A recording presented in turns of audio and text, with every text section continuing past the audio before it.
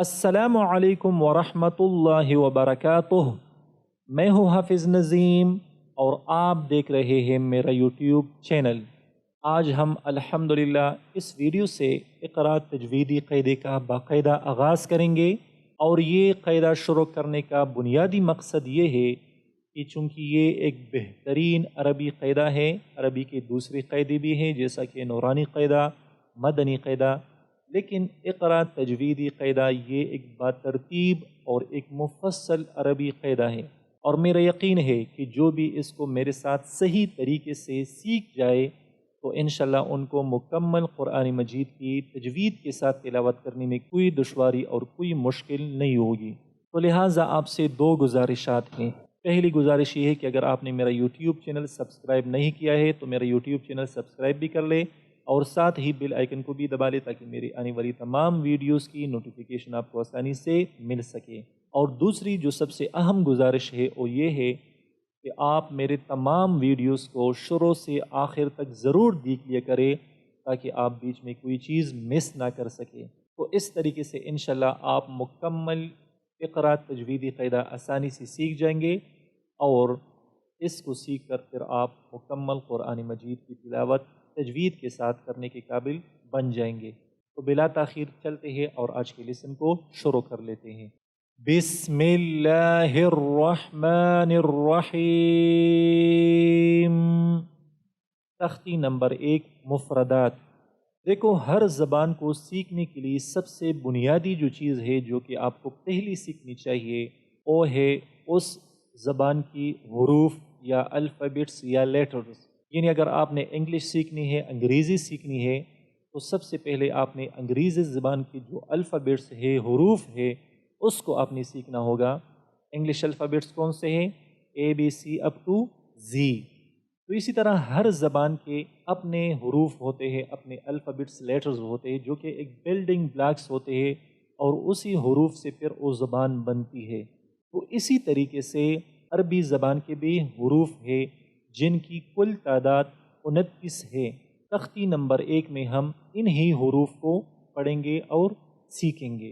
تو مفردات کا مطلب یہ ہے عربی زبان کے حروف، یعنی اس تختی میں ہم عربی زبان کے تمام حروف کو پڑھیں گے اور سیکھیں گے۔ اس تختی کے دو حصے ہیں۔ پہلے حصے میں ہم تمام عربی زبان کے حروف کی صحیح طریقے سے ادائیگی پڑھیں گے، اور اس کے دوسرے حصے میں ہم ان ہی حروفوں کی مخارج پڑھیں گے۔ مخارج کا مطلب کہ ہر حرف کہاں سے ادا ہوتی ہے، کس جگہ سے کون سا حرف ادا ہوتا ہے، یہ اس کا مخارج کہلاتا ہے۔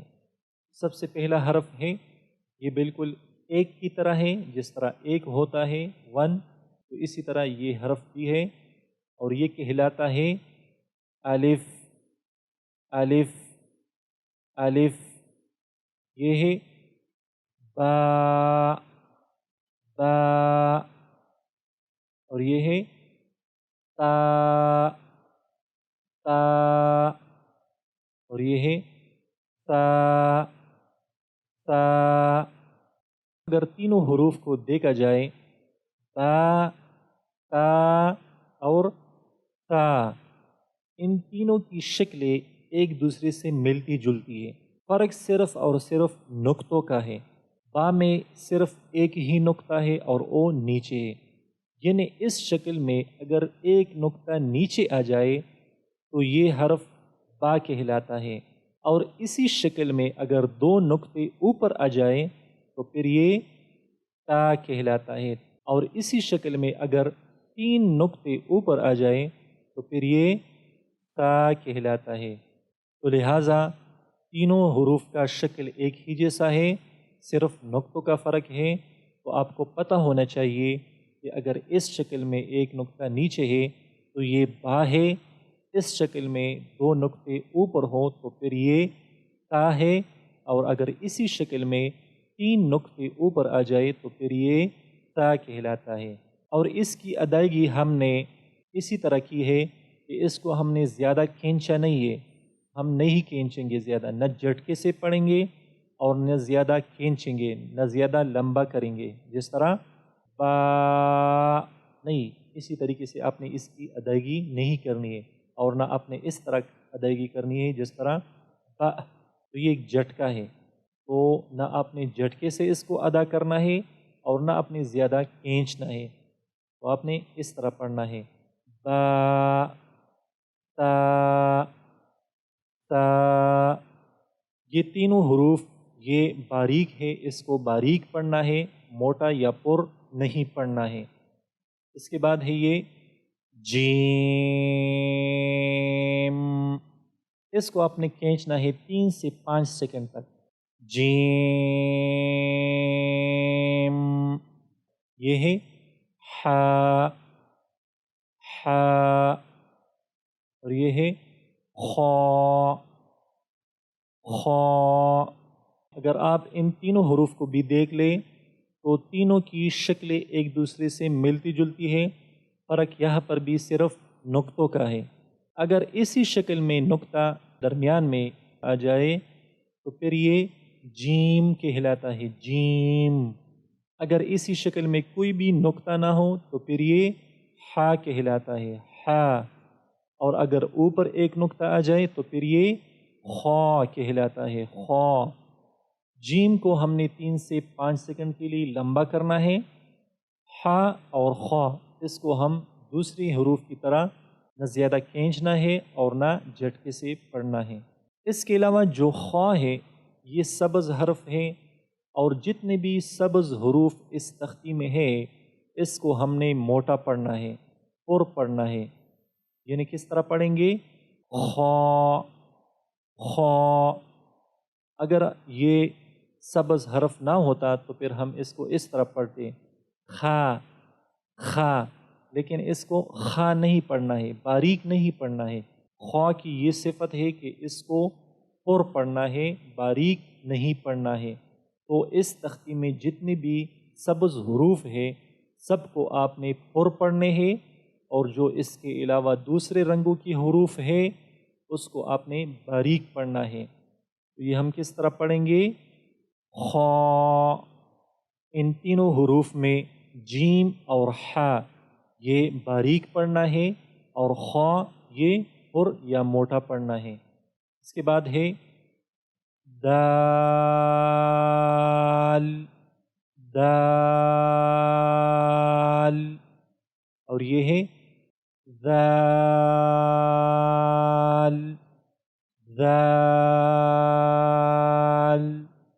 تو دونوں حروف کو 3 سے 5 سیکنڈ کے لیے کھینچنا ہے، اور اگر دونوں حروف کی شکلوں کو اگر آپ دیکھ لیں تو ان دونوں حروف کی شکلیں بھی ایک دوسرے سے ملتی جلتی ہے، اور یہاں پر بھی فرق صرف نقطوں کا ہے۔ دال میں کوئی نقطہ نہیں ہے، یعنی اس شکل میں اگر نقطہ نہ ہو تو پھر یہ دال کہلاتا ہے، اور اگر ایک نقطہ اوپر آ جائے تو پھر یہ ذال کہلاتا ہے، ذال۔ اور یہ دونوں حروف باریک ہے، اس کو پر نہیں پڑھنا ہے، موٹا نہیں پڑھنا ہے۔ دال، ذال۔ اسی طرح یہ ہے را، را۔ را کے بارے میں یہ بات آپ ذہن نشین کر لے کہ یہ ہر صورت میں را پر نہیں پڑھا جاتا، یہ کبھی باریک پڑھا جاتا ہے اور کبھی پر پڑھا جاتا ہے۔ تو اس کی مختلف صورتیں ہیں، انشاءاللہ اس کو ہم آرام آرام سے اس کی ایک ایک صورت کو پڑھیں گے، لیکن فی الحال اس تختی میں اس کو موٹا پڑھیں گے، پر پڑھیں گے۔ را، را۔ اسی طرح یہ ہے زا، زا، یہ باریک پڑھنا ہے۔ اگر دونوں شکلوں کو دیکھ لے تو ان کی شکلیں بھی ایک دوسرے سے ملتی جلتی ہے۔ را اس میں کوئی نقطہ نہیں ہے اور یہ موٹا پڑھنا ہے، اور زا اس کے اوپر ایک نقطہ ہے اور اس کو باریک پڑھنا ہے، اور دونوں حروف کو زیادہ کھینچنا نہیں ہے، اس کو بس 1 سے 2 سیکنڈ کے لیے آپ نے اس کو کھینچنا ہے۔ اس کے بعد ہے سین، سین، اور یہ ہے شین، شین۔ یہ دونوں حروف باریک حروف ہے، اس کو باریک پڑھنا ہے اور دونوں حروف کو کھینچنا ہے 3 سے 5 سیکنڈ تک۔ اس کے علاوہ اگر دونوں حروف کو دیکھ لیں تو ان کی شکلیں بھی ایک دوسرے سے ملتی جلتی ہیں۔ اگر اس شکل میں کوئی بھی نقطہ نہ ہو تو پھر یہ سین کہلاتا ہے، اور اگر 3 نقطے اوپر آ جائے تو پھر یہ شین کہلاتا ہے۔ اسی طرح یہ ہے صاد، صاد، اور اسی طرح یہ ہے ضاد، ضاد۔ یہ دونوں حروف موٹے حروف ہے، اس کو پر پڑھنا ہے، اور اس کے علاوہ آپ نے ان دونوں حروف کو 3 سے 5 سیکنڈ کے لیے لمبا بھی کرنا ہے۔ اور اگر ان کی شکلوں کو دیکھ لیں تو ان کی شکل بھی آپس میں ملتی جلتی ہے، صرف فرق نقطوں کا ہے۔ صاد، اس حرف میں کوئی نقطہ نہیں ہے، اور اگر اسی شکل میں اوپر نقطہ آ جائے تو پھر یہ ضاد کہلاتا ہے۔ تو میرے خیال میں آج کے لیسن کے لیے یہ حروف کافی ہے۔